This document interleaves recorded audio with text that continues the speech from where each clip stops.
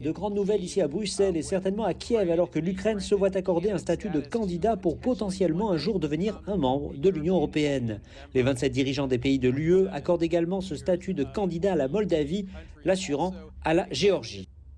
Et ce qu'ils qualifient de perspective européenne est quelque chose se situant un palier en dessous du statut de candidat. Écoutons ce que le président du Conseil européen Charles Michel a dit. C'est un message très fort qui est adressé, à la fois un message d'unité, un message de détermination sur le terrain géopolitique. Nous avons eu l'occasion d'être connectés il y a quelques instants avec le président Zelensky. Nous le serons également ultérieurement avec les autres présidentes, avec Maya Sandu, très certainement également avec la présidente Zurabichvili.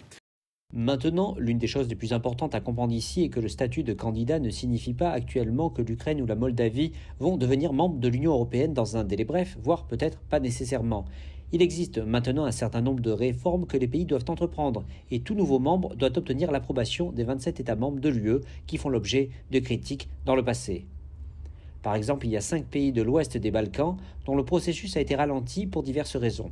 Ainsi, il y a des inquiétudes parmi ces dirigeants qui pourraient être mis à l'écart en raison de l'attention accordée actuellement à l'Ukraine et à la Moldavie.